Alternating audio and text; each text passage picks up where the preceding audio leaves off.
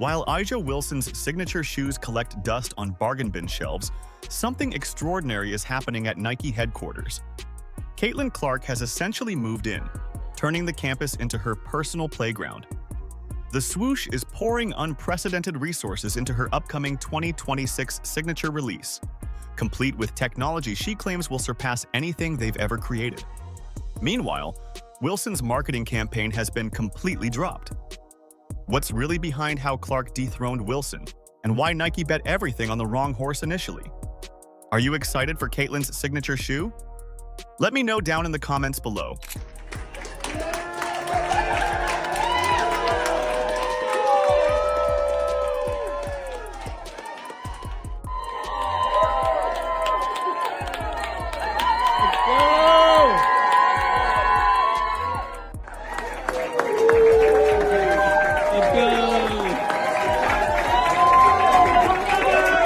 Walking through Nike headquarters feels like entering Caitlin Clark's personal empire. The swoosh has completely redesigned their Beaverton campus around one player. Her face greets you at every entrance. The From Anywhere campaign covers entire building walls. Security guards wear Clark jerseys instead of standard Nike uniforms. Nike gave Clark something no WNBA player has ever received: total creative control over their headquarters experience. She walks these halls like she owns them. Executives clear their schedules when Clark visits. Design teams drop everything to show her prototype sketches. The cafeteria even serves her favorite Iowa foods during her extended stays. Caitlin Clark has shut down Nike headquarters in viral new footage. Now, Caitlin Clark has been dormant since the Team USA tryouts. That is until today. She made her rounds at the Nike Studios, which is the Nike headquarters. The two interlocking CC logo dominates every space you enter. Employee break rooms feature Clark highlight reels on loop. Executive boardrooms display her shooting charts instead of typical Nike marketing materials. Even the parking garage displays giant Clark murals.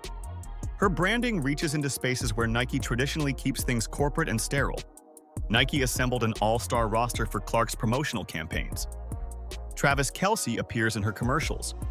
Jason Kelce films content with her during Fever games. Travis Scott designed custom Clark merchandise. Michael Che writes comedy sketches featuring her shooting skills. These partnerships cost Nike millions while showcasing their massive investment in her brand. A'ja Wilson's presence has been completely erased from Nike headquarters. Her posters disappeared overnight. Marketing materials featuring Wilson got removed from display cases. Conference rooms that once showcased her achievements now highlight Clark's statistics. Nike employees confirmed they received orders to replace all Wilson materials with Clark content. It's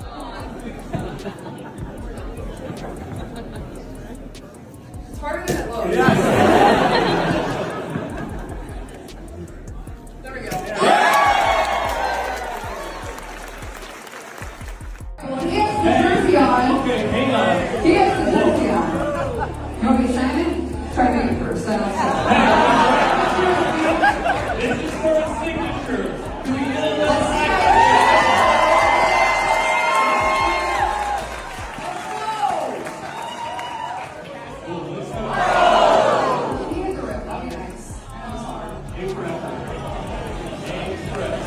with the expo marker. Never seen that before. Clark's team practically lives at Nike headquarters now. Her representatives attend daily design meetings. Her personal trainer uses Nike's fitness facilities. Her shooting coach works with Nike engineers to analyze her form. They've established a permanent workspace on the executive floor. Other Nike athletes get scheduled visits while Clark comes and goes freely. The building's transformation sends a clear message about Nike's priorities. Clark's signature shoe prototypes fill the design lab.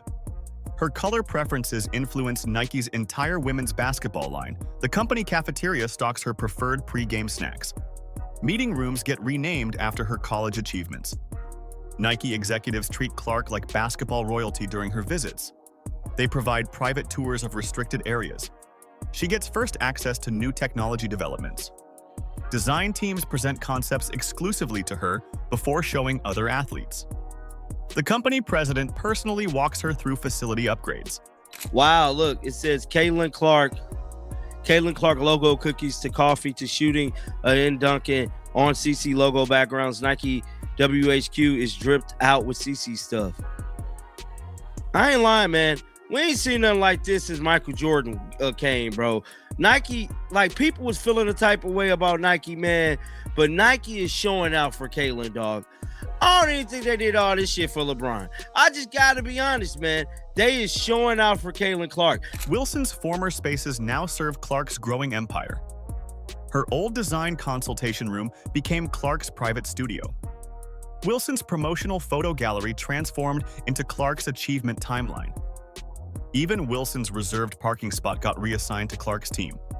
Nike made their choice crystal clear through this headquarters takeover. Clark owns every inch of their campus while Wilson's legacy gets systematically removed. The building itself tells the story of Nike's shifting priorities. This physical transformation represents something much bigger happening with their signature shoe campaigns. For Caitlin Clark to be back at the Nike headquarters is legendary, bro. I just gotta be honest.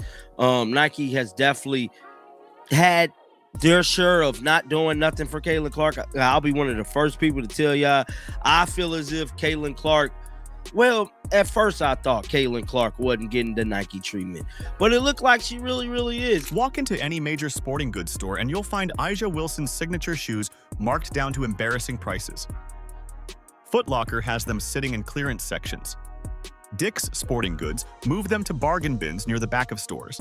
These shoes launched with fanfare months ago, but nobody wants them. Wilson's signature line carries price tags slashed by 50% or more. Stores can't move inventory even at these rock-bottom prices. The shoes that Nike expected to dominate women's basketball now collect dust next to discontinued models from forgotten players. Retail managers report Wilson's shoes as some of their worst-performing basketball footwear in recent memory. If you look at the top shoes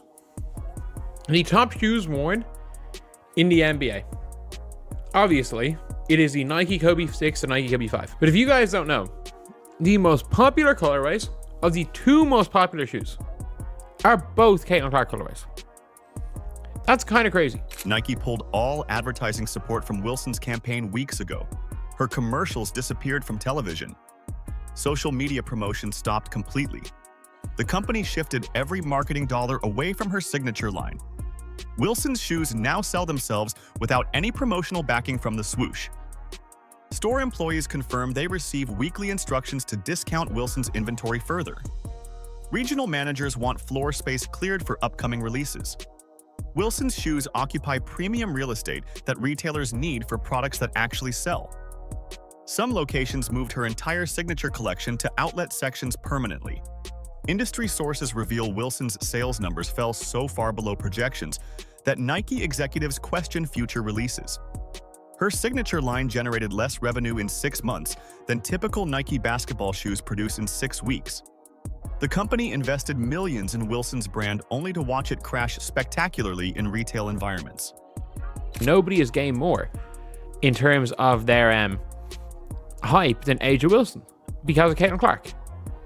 Because let's be real, like Caitlin Clark is a like A'ja Wilson is being objectively known as the GOAT right now, and nobody was calling A'ja Wilson the GOAT before this Caitlin Clark hype. Clark's player-exclusive colorways dominate NBA courts before her signature shoe even launches officially. Stephen Curry sports her colors during games. Players requested special Clark-inspired colorways. Her influence reaches professional basketball's highest levels without a retail release. You won't find a single NBA player wearing Wilson's signature shoes during games or practices, aside from her boyfriend Bam Adebayo. Her footwear remains completely absent from professional basketball courts. Players who received free Wilson shoes through Nike partnerships choose different models for actual competition. The contrast between Clark's NBA presence and Wilson's invisibility speaks volumes about their respective appeal. You had the reaction at the time, the delayed not denied post from A'ja Wilson, and then A'ja's shoe comes out and so on and so forth, and that was a big rollout. And there was speculation that Nike was worried about stepping on toes or offending anybody by launching CC shoe ahead of everybody else, even though she got the big deal and is the most popular and all that, but it's coming. Wilson's commercial disaster opened the perfect opportunity for Nike to redirect resources toward Clark's potential. The company learned expensive lessons about personality and marketability through Wilson's failure. Nike executives now understand that basketball skills alone don't guarantee signature shoe success in today's market. Clark's unreleased shoes already generate more buzz than Wilson's fully launched campaign ever created. Social media discussions about Clark's upcoming release dwarf any conversation Wilson's shoes generated at their peak.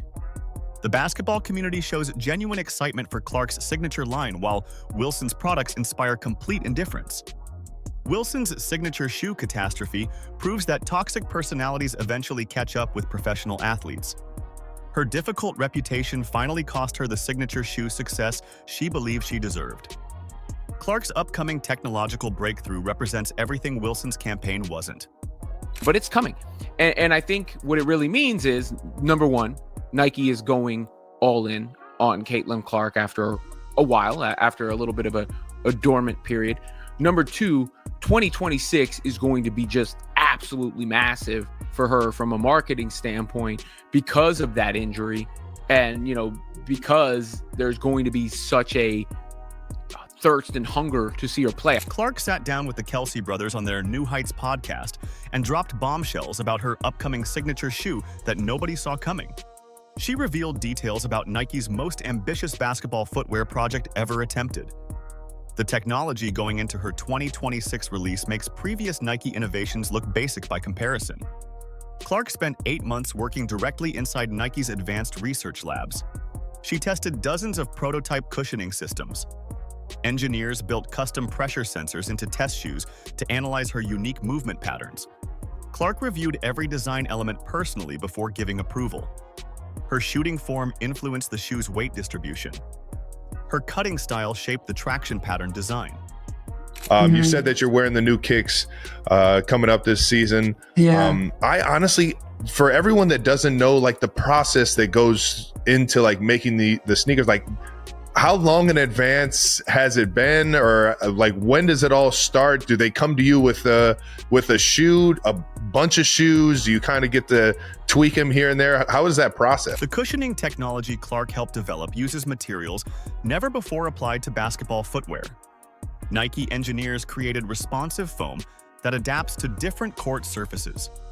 The midsole construction provides energy return specifically calibrated for Clark's playing style. Her shoe features impact protection designed around her frequent deep three-point attempts and quick direction changes. Nike invested more money in Clark's signature line than on any women's basketball shoe in company history. Her development budget exceeded what Nike spent on Wilson's entire campaign by 3 times. The research and development phase alone cost Nike more than most athletes receive in total signature deals. Clark's shoe represents Nike's biggest bet on women's basketball ever. It's probably been like a year and a half now of like figuring out what exactly I want. And I think probably the most challenging part of it is like you want it to be unique, but at the same time, like I have to be comfortable wearing it. So I think we kind of like, you kind of take what you know you're comfortable in. Like obviously I play in a lot of Kobe's, but at the same time, I don't want it to be a Kobe. I want it to be something very unique to me and a little bit different. And I think for myself, like, I kind of think about like what's kind of been important to me when I think about like shoes or sneakers. And I think like just the chaseability of them, and like you want a certain sneaker or like you want a certain colorway. So I think that's like going to be probably the most fun part. Like, okay, great. Like you have like the mold of the shoe and like what it is and the technology that's in it. But more so, I think I'm more excited about like making the certain colorways or collabing with certain brands or whatever it is. Industry analysts predict Clark's signature shoe will generate revenue exceeding $100 million in its first year. Her pre-sale numbers already surpass Nike's most optimistic projections. Retail partners report unprecedented demand for a women's basketball shoe. Clark's signature line could reshape how Nike approaches the women's market completely. The advanced performance features Clark requested focus on modern basketball demands. Her shoe includes specialized arch support for extended shooting range. The collar design accommodates her ankle movement during step-back shots. Even the lacing system got customized for her foot shape and game preparation routine. Sneaker industry insiders expect Clark's shoe to sell out within minutes of its official launch. Pre-registration numbers exceed anything Nike has seen for women's basketball footwear.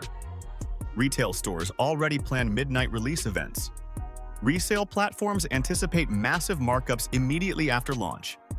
Were you super involved in that process as well? Yeah, for sure. And like, obviously I'm pretty like picky about what I wear. Like I like a certain two Kobe models. So like I knew whatever I was going to put in my own shoe, it need to be like the equivalent of that technology or even better. And it's going to be even better. I'm not going to say exactly what it is because I think it'll get people excited about it. And I think even like the Chinese market, like I was talking to some people at Nike, like over in China, like they'll cut open the inside of the Kobe's and like show people the technology that's on the inside of the shoe because they're like, that means a lot to them. Like they want to know what they're getting out of the product. Right. Wow.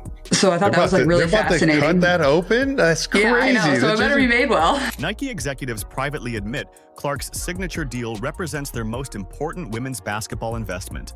Her hands-on approach to development impressed company leadership. Clark attended more design meetings than most NBA superstars. She requested changes to materials that Nike initially considered too expensive. The technological breakthroughs Clark helped create will influence Nike's entire basketball division. Her innovations in cushioning and support systems will appear in future Nike models.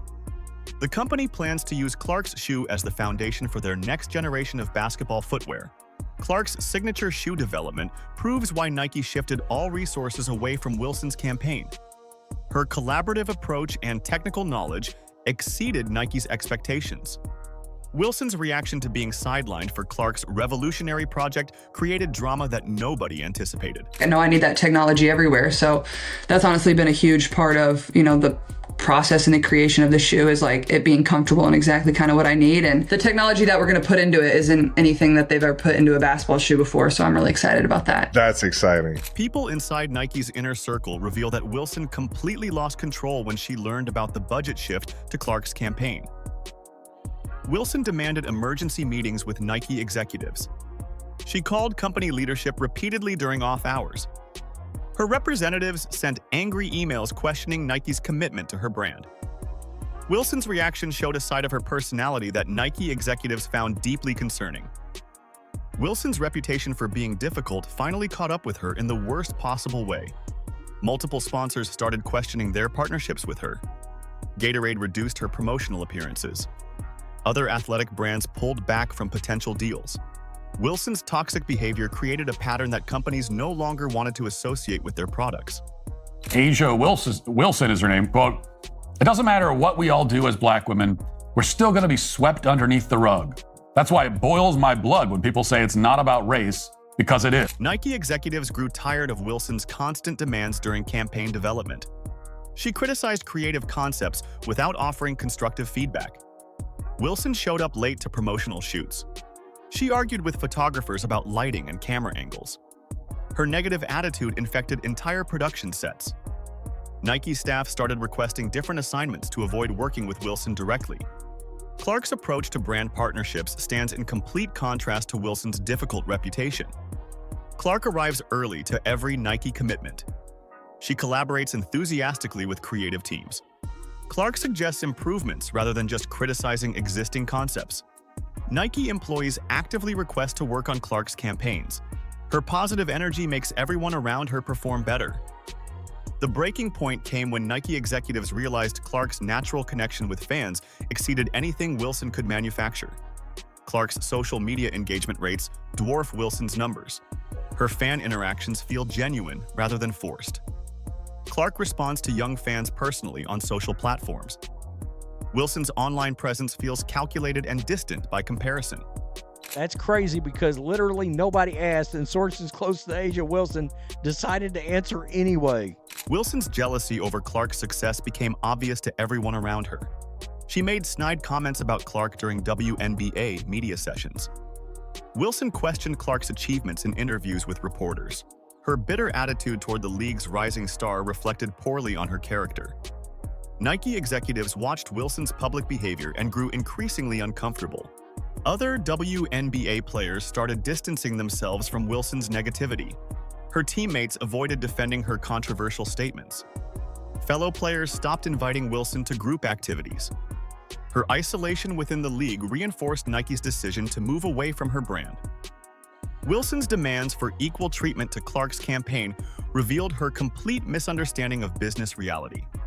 She expected Nike to match Clark's marketing budget despite her poor sales performance. Wilson's team argued for promotional parity without acknowledging the massive difference in fan appeal. Nike executives realized Wilson lived in denial about her actual market value. I kept thinking the best player in the league should have her own shoe, not just about shoes. You think? Yes. Right? I want to get your thoughts on that. Because you don't need my thoughts. You already know my thoughts.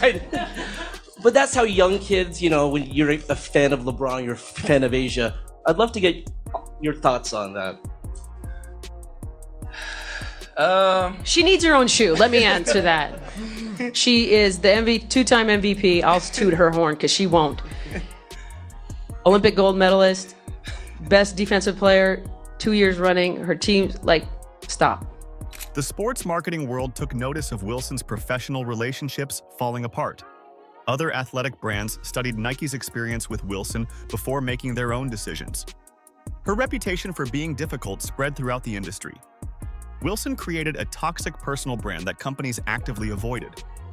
Wilson's behavior created the exact situation she desperately wanted to avoid. Her jealousy and difficult personality pushed Nike directly into Clark's arms. The basketball world watched Wilson destroy her own opportunities through petty behavior and professional immaturity. Clark's complete takeover of Nike headquarters represents a seismic shift in women's basketball marketing. The company rebuilt their entire campus around one player. Her revolutionary 2026 shoe launch will establish Clark as women's basketball's undisputed queen while Wilson disappears into obscurity. Nike executives learned expensive lessons about personality and marketability through Wilson's toxic behavior. Clark's collaborative approach and genuine fan connection proved why companies invest in character over just basketball skills. Her signature shoe technology will influence Nike's basketball division for years. Wilson's jealousy destroyed her own opportunities. Clark's dominance extends far beyond basketball courts into corporate boardrooms and marketing campaigns worldwide. Are you excited for Caitlin's signature shoe? Let me know down in the comments below. Like, subscribe, and turn on all notifications so you never miss out. Click the video on the screen, and we will see you in the next one.